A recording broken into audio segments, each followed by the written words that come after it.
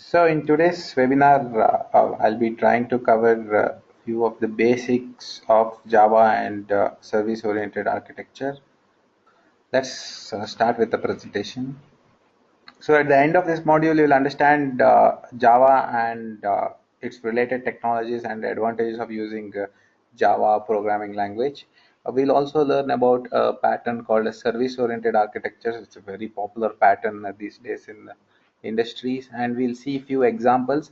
I'll give you a live example of a recommender system, how a recommender system along with your normal web services work together in a service-oriented architecture. And also we'll see basics of SOAP and RESTful services. SOAP is you might be knowing about SOAP web services, and there is something called as RESTful web services too.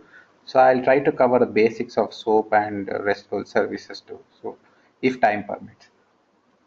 And also I'll be showing you a small demo, maybe of something related to Java or something related to this SOAP or REST services. So let's start with the introduction to Java programming language. So Java was developed by James Gosling and Sun Microsystems. This is about the history of Java. So initially it was named as Oak, and later it was renamed as Java.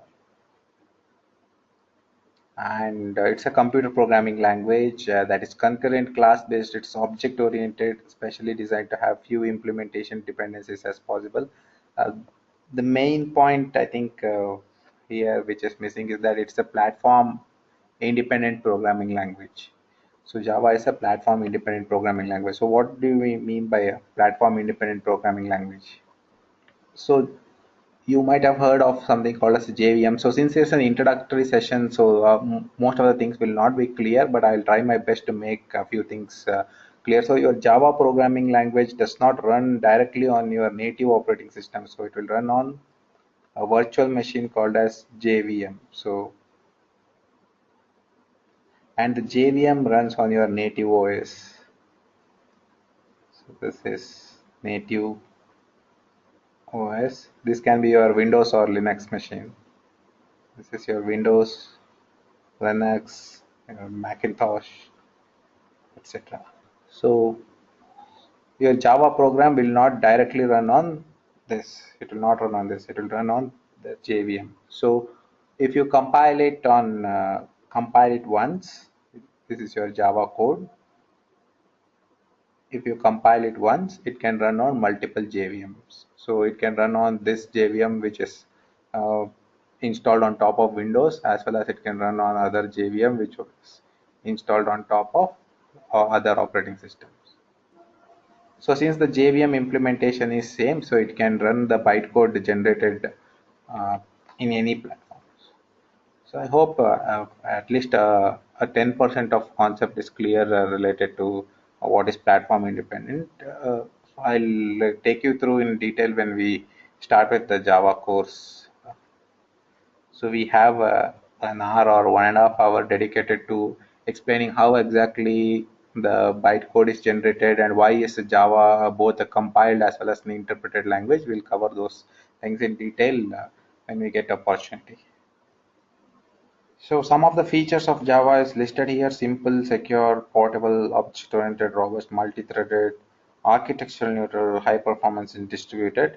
So there are many more, but only a few have been listed here. So I I, I think a few of the things you might be aware about it. So you know about the multi-threaded programming. Java is a multi-threaded.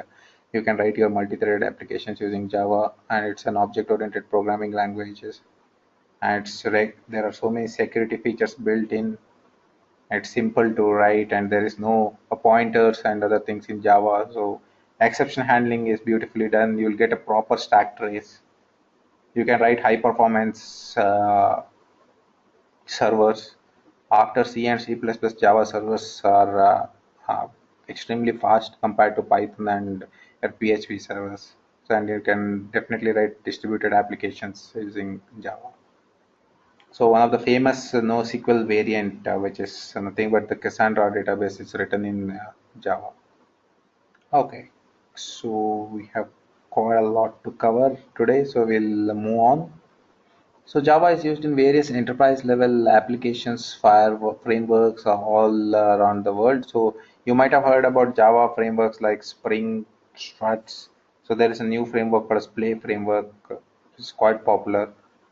And Java is used in over 800 million PCs as Java runtime environment. If you don't want to do Java development, but if you want to take advantage of Java applications, you need to install Java runtime environment on your machine, or else no Java program will run on it. So to develop Android applications, you must have at least a basic knowledge of Java. So Android is basically programmed in Java. So to develop any Hadoop applications, so those who are coming from the big data background, so those who want to write MapReduce programs and use this Hadoop architecture, so you have to know Java. So to develop frameworks for Hadoop, Spring, Hibernate, and Strut. So Spring is a MVC as well as a standalone framework available in Java, and Hibernate is an ORM framework. Struts again is an MVC framework. So to develop BPM tools, to develop web servers, so you can develop web servers using Spring or Play frameworks, application servers, etc. So Java is pretty much used everywhere, right from your setup box to watches on your Android phones. Okay, so I got a query. I'm surprised that it's just about the Java basics. I will be happy if you cover on SOA. So I would request you to be a bit more patient. So we have quite a few material on SOA too. So as we move to those slides, we'll cover SOA part 2. So since considering all the participants, I need to cover a bit of Java too. So technologies of Java, some of the technologies of Java are JSP. So you might be knowing about, you might have heard about JSP and servlets. It's a basic J2EE concept. So Java server pages, which we'll be covering it in detail in the Java course. So Spring, this framework is to write and process business logic. Spring is a very big framework. It is very difficult to define it in a single sentence. And Hibernate is an ORM framework. ORM stands for Object Relational Mapping, where you need not write queries. You can do all the transactions by creating objects and interacting with the databases. So if you use the raw JDBC, you have to write all your SQL queries. Whereas in Hibernate, we have a different way of doing things.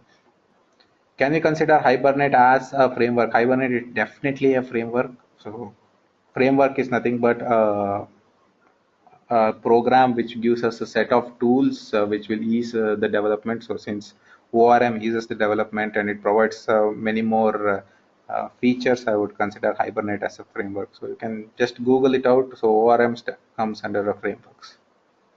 So a little bit about history of Java. So you can see that it started in 1996 with JDK 1.0, and then there was a steady rise in Java. So I started working in Java and related technologies from this part, from J2SE 1.4, and I started liking Java at around this point, where at Java 6.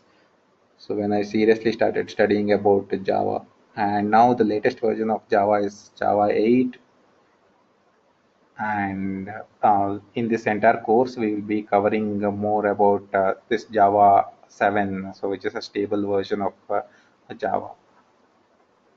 So we have a question saying that where these frameworks were still running. So I'm not able to decode this question. So if you can be a bit more detailed, it will help me in answering these questions. So now we are starting with service-oriented architecture and some of the use cases where service-oriented architectures are used. It's used in the banking domain. It is used in a manufacturing domain. It is used in insurance domain. So multiple banks are using service-oriented architectures, and companies like Google, Amazon, Flipkart, or you can name any organization. These days, it's very difficult to find an isolated application. So service-oriented architecture is found everywhere. So let us see what exactly is a service-oriented architecture. So before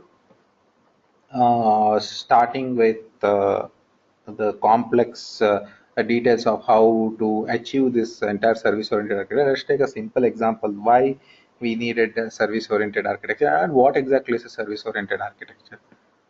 Go back to our drawing board.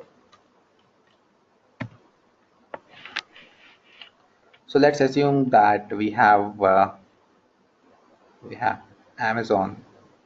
So let's assume that this is our Amazon's web service. So this is the portal service. Let's say that this is written in PHP. So if you hit amazon.com, so this server will get the request. So I write it as a client. Pardon me for my handwriting. I hope you can understand. So if you try to connect to amazon.com, so this web server will get the request. So now let's take an example that Amazon, if you have visited amazon.com, so you can see that there is something called as recommendations. So it will recommend you some books.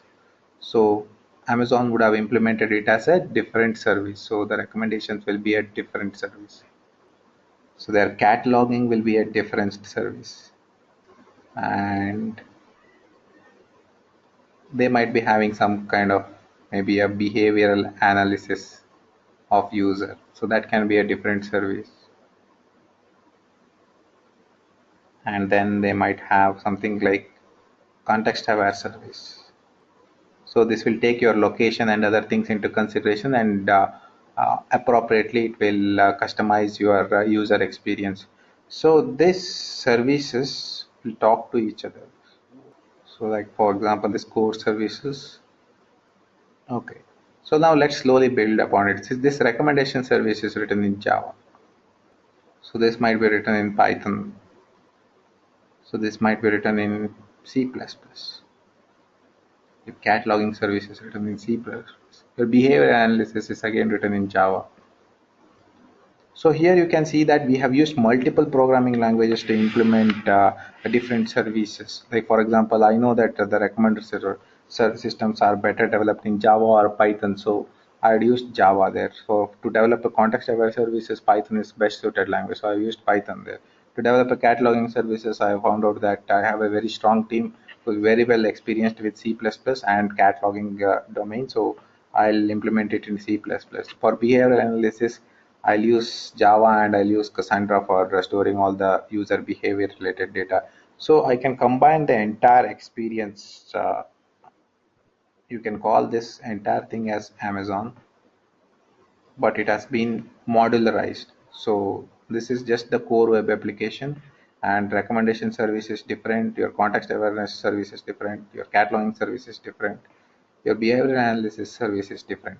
Now, if you have to make a small change in recommendation service, your core web services need not bother about it. It's like you make a changes and then it will be available for this web services.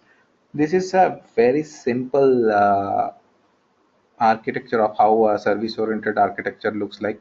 Usually these services what I've listed here, like recommendation service or behavior analysis service, they themselves can be distributed. So there can be multiple recommender services, there can be multiple behavior analysis services, and definitely for Amazon kind of scale there will be multiple core service too. So this way of loosely coupling the entire core services with the other services and modularizing them into different services and interconnecting to those services and getting all the data from those services and providing those information to client is the main principle behind service oriented architecture. So do we need the web services to combine all these services? So these talk with a particular protocol. All these things will be a web services. Like for example, your recommendation service, your context aware service. If you don't want to use a web services, then you should have. There is another way of doing it. You should have a centralized database where your recommendation service will store all the recommendations in this database, and your core web services will not talk to this service, but it will in fact talk to this database and get the data. This is not the recommended way of doing things. So the recommended way of doing it is to uh, contact the appropriate service. So there is one rule in service-oriented architecture which we always follow, that every service should have its own database, and only this service will have an access to this database. So others who want to access this data should come through this service. Is it viable to use multiple languages? Definitely it is viable, and it should be used. If you see Facebook architecture, you can see that the entire basic Facebook was written in PHP. Their messaging system uses Cassandra kind of a database which is purely Java. They use C and C++ too for their refinement of their bus and their REST bus, and they use Python as well as Ruby for their context awareness services. I'm not aware of the other services which they are using, but they are using a number of programming languages which are suited for a particular problem. So now these are the examples where we can see the SOA being used in the banking domain too. The SOAs are used, and we have seen an Amazon as an example. It was an illustrative example. I'm not sure whether Amazon will be architected in this manner, but it will be similar in these lines. So I have developed quite a few services we are using this pattern, and I've seen that this is the best way to develop an application these days. Developing an isolated application which consists of all these services is not a good practice. If you see, you can just compare it to those of you who are aware of Java's modularization and other concepts. You can see that this is nothing but a modularization. So I've removed all the responsibilities, core responsibilities from this core service, and I've separated it into different services like recommendation service, behavioral analysis service, and other services. What is the advantage of modularization? If you want to, if at all there is a problem with this recommendation service, the core service will not have any impact on it. So you can replace this recommendation service with other better service, better recommendation service which you have developed, and you need not test this core web service. So SOA is nothing but a communication via web services. So this is just a tip of the iceberg with respect to SOA. So there are a lot of nuances and other considerations we have to see to develop this entire service-oriented architecture. Uh, so just consider this as a basic. So can you please summarize all about SOA? So I'll try to summarize it. So this is nothing but a sample Amazon architecture which I have drawn here. So this is the core Amazon web services. For example, if you type amazon.com, this web service will get the request, and it's written in PHP. And there are multiple other web services in Amazon like recommended services, which you will see on their platform. If you visit their website, it will say that these are the few books recommended for you. And then there is a context aware service, and then there is a behavioral analysis service. So these services are written in different programming languages, and these communicate through REST. Usually we use representational state transfer. So these are all REST web services. We use HTTP to communicate with these services and get the response, and then this core web services will know how to interpret the response, and then it will send the request response back to the client. So the main thing here you have to note down is that you can see the recommendation service is written in Java, context aware service is written in Python, the core web service is written in PHP, and there is some service which is written in C++, and there is again some service which is written in Java.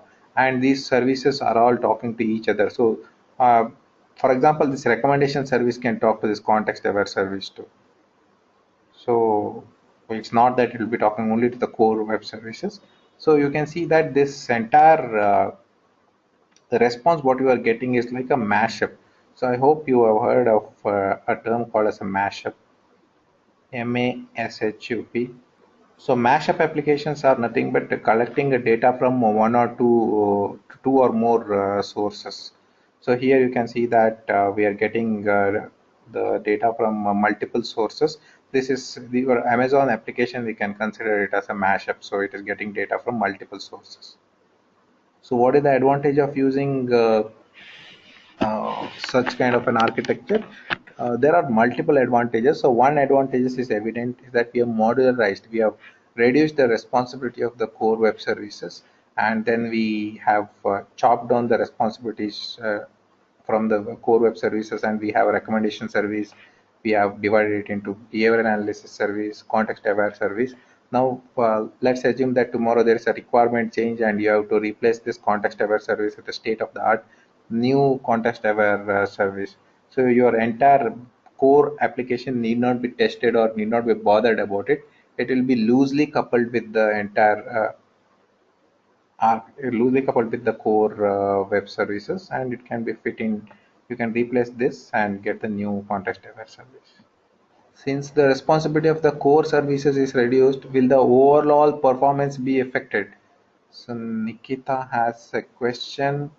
She says that if the responsibility of the core service is reduced, the will the performance be reduced? So I don't think there is any performance a problem here, unless you design it badly and your core web services is located in India and your recommendation services and your context aware services in North America, where the network latency itself is 300 millisecond, and you you can design it in a bad way if you want, but if you follow the proper SOA guidelines, there will be, in fact, the performance will be increased than it will be decreased. So these are all the entities will be distributed. So please keep a note of it. All the entities will be distributed most of the times. I didn't get the definition of SOA. Modularization is always going to happen in every large project anyway. Every project looks like this always, not necessarily. So I could have built this entire product. I could have built this entire product as a single distributed system. So every feature can be available in this core service itself. I would have written it in one programming language, and I would have made sure that it's and this is nothing but I've just given you a very basic idea of what is service oriented architecture. So now let's see why SOA. So if there is no expertise in developing the services, but still if an organization has developed in-house, then time taken to deliver these services will be more, and the cost of development also to avoid this SOA can be used. There was a difficulty in interoperability. This means that ability of the computer system to run applications from different vendors and to interact with the computers across local or a wide area network, regardless of their physical architecture and operating system. With the invent of SOA, you can this entire issue is resolved. So this is exactly what I was talking about. So if your system is interacting with a variety of other web services. Right now, in the example what I have taken, this Amazon web services is talking to its own services developed in Amazon itself. So maybe for your use case, you might be talking to some services which is outside your organization. Maybe um, this might be a weather service. So you don't want to develop a weather service. So your web application might be talking to some external web services. To be called SOA, is it necessary for a different modules running on a different servers? So you cannot define clearly what exactly is an SOA and what is not an SOA, but a general SOA system looks like this, where there are different services which are interacting with each other. So that's why we call it as a service oriented architecture. Here the basic entities are nothing but services, and then there is a communication between the services. Speed of delivering service to customer is increased, cost is reduced, customer can get a reliable delivery, service is improved, can communicate with similar or dissimilar system for exchanging information or data. It can be easily managed. So you can have usually in organizations there will be a team which will be the data team might be managing this recommendation service, and your business analytics.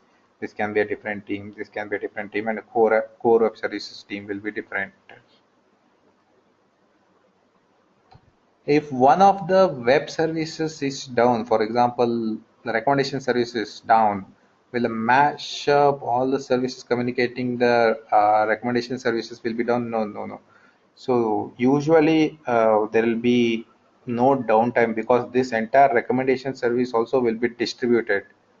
So it will be distributed. So there will be multiple recommendation service. So let's assume that there is a catastrophic failure and all the recommendation services are down. So, but your core service will be designed in a manner such that if you don't get any response from the recommendation service, it will send to the client all other information except barring this recommendation service. So there will be no single point of failure for any of these services. Okay, but still I cannot find any difference between web services and SOA. So you can see that there are multiple web services here. So this is a web service. Your recommendation service is a distributed web service. Your contact driver service is a distributed web service. And there are so many things in SOA which goes with respect to this communication too.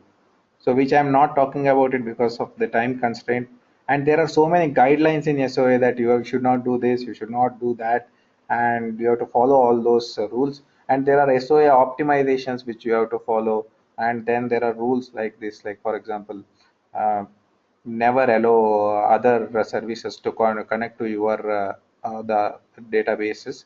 It has to go through the service, and then the service should have only access to the database. So there are so many rules with respect to SOA. It's very difficult to do justice to this entire broad topic in such a short time. So as a last part of this webinar, I would like to show you a simple example of maybe a Java program. So I was asked to show you a simple demo. So I'll just open Eclipse. So most of our classes will be using Eclipse as well as IntelliJ. I'll be alternating with Eclipse as well as IntelliJ.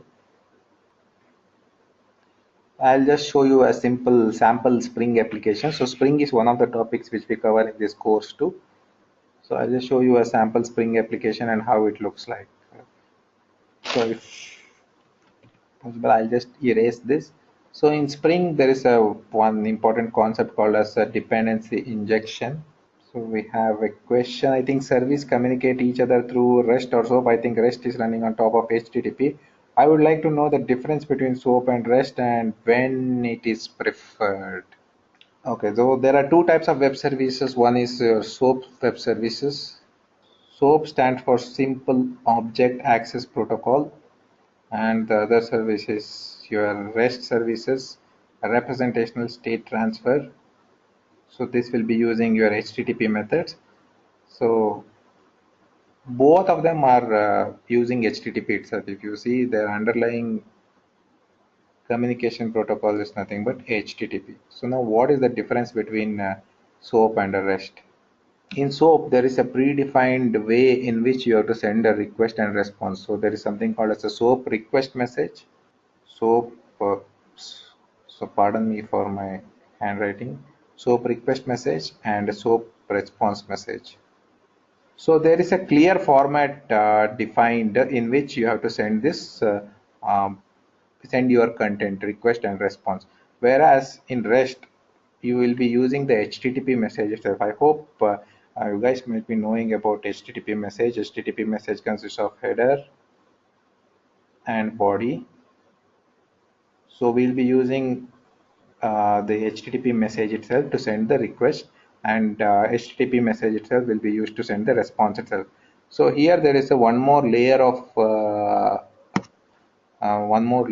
which is nothing but there is a request and a response format. If you want, you can just Google what is a SOAP request and what is a SOAP response, and you will clearly see how the format looks like. And the entire for all the SOAP web services, there is a description language called as web service description language. It's called as WSDL. So WSDL is a file, it's an XML file through which you will come to know how to frame the SOAP request message and what parameter it accepts and what are all and how the response format should look like, and all other details pertaining to this web services, like what is the service endpoint, other things are also mentioned in this WSDL services. Whereas in REST, there will be always an API description document. So the API description, for example, if you want to connect to some apps like maybe Runkeeper, so I hope most of you might have used a fitness app called as Runkeeper. So if you want your application to integrate with Runkeeper, so you have to use REST APIs, and you have to connect with your you can connect with Runkeeper. So how do you get to know about how to frame the request, and also all those things will be available in the Runkeeper website. You can just go to Runkeeper API. You can just search for it, and the entire API description will be found, and then you can use Java programming language to connect to those web services, get authenticate your web service, and then get the data from Runkeeper for a particular user. So this is how a SOAP and a REST web services look like these days. You can see that a majority of the services are REST services. Your Facebook services, your uh, Runkeeper or Strava or Moose, any other APIs, all the APIs are using REST services. I will rarely come across some SOAP services which will be there for intra-organization, or else for some legacy systems I've used the SOAP services. I have not much a clear knowledge on when you have to use SOAP and when you have to use REST services. Um, Maybe when you want a proper structure to your entire web services, maybe uh, I'm not sure about it when we exactly use SOAP services, but these days I have seen that most of us will be using REST services. I'm not sure about when we exactly make this choice of SOAP services and REST services. With the best way to design a service, either we have to create a WSDL or API first. We have to write the logging first, and then we have to generate the WSDL. So if you are generating, if you are trying to write a services, I would ask you to write a REST services, unless you find out a concrete reason why you are trying to trying to write a SOAP web service. I would request you to write a REST services and support with. And there are so many API enablers available, like API GE and others, so they can make your naked APIs look secure, and the world is migrating towards REST. So I've told you that a Spring is a framework, and there is a simple concept in Spring called as a dependency injection. So what do you mean by dependency injection? So dependency injection means that, so let's assume that this is your business logic, and this is your core program, and there are so many interacting entities. So this can be entity 1, entity 2, and entity 3. So when you are designing this entire system, you have envisioned that these entities might change, and it can have impact on your business logic. So when you come to know that these entities will have an impact on your business logic, and then there is a chances of this being changed, so what do you try to do? You try to have a loose coupling. So what do you mean by loose coupling? So loose coupling means that if at all there are any changes in this entity 1, entity 2, or entity 3, it will not have a very big impact on this entire the business logic layer. So how is this achieved? The Spring achieves it using a concept called as inversion of control or dependency injection. So I'll just try to show you an example how it is done. So for example, uh, here we have two beans declared. So there is a student bean, and then there is an hostel bean. So now let me try to see which class uses this bean.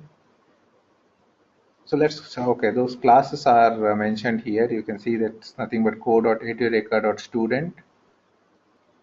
So it consists of name, ID, hostel, and current city. So these are the attributes present in this student class. So right now it consists of only name and ID. So I think I've changed the implementation. Let me try to show you a better example.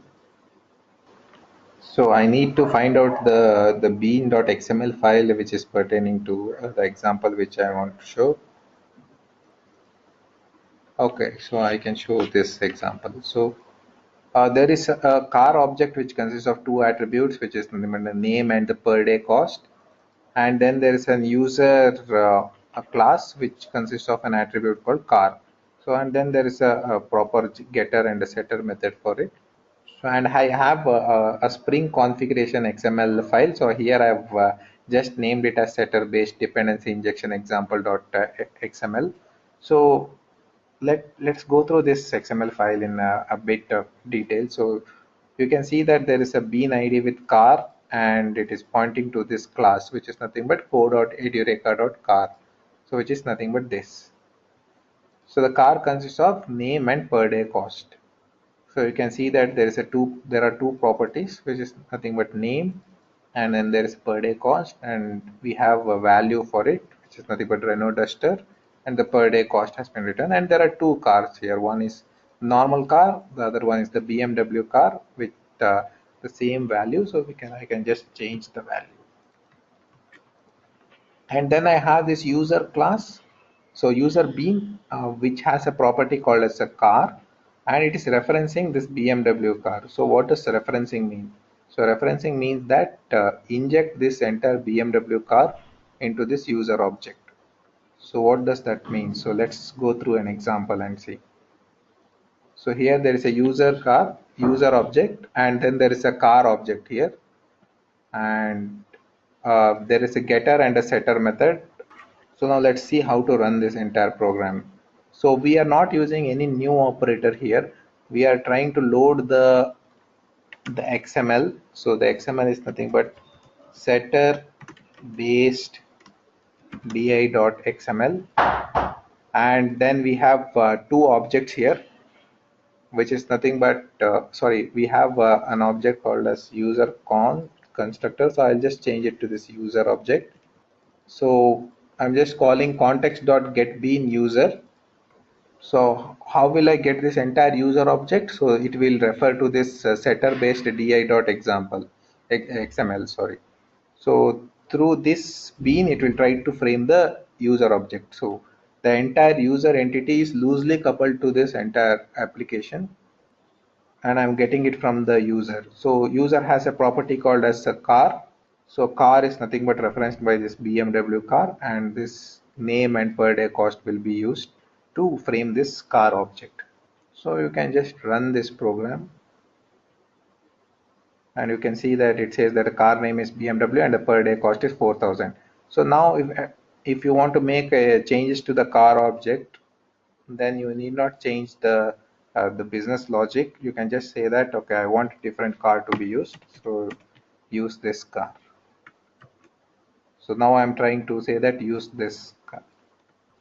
So now you can see that it's printing Renault Duster, and so I'm sure that this might not have clarified most of the things related to Spring Framework. I just wanted to show you a bit of demonstration related to Spring 2, which we'll be covering it in detail in the classes. We'll have a lot of time to discuss and go through a lot of examples, and I'm sure that it will be interesting to solve all those examples. So if you have any questions, you can ask me.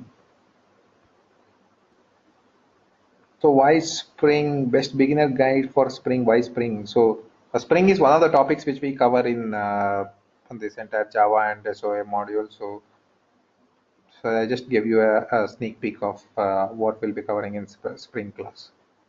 Those who don't have a knowledge in Spring, can they attend the class? You'll get a basic beginner's knowledge in Spring framework after attending this course. So best beginner guide for Spring, I would recommend Spring in Action. Is there any session for Spring in future? So if you join the course, there will be uh, around 5 hours of session on Spring framework.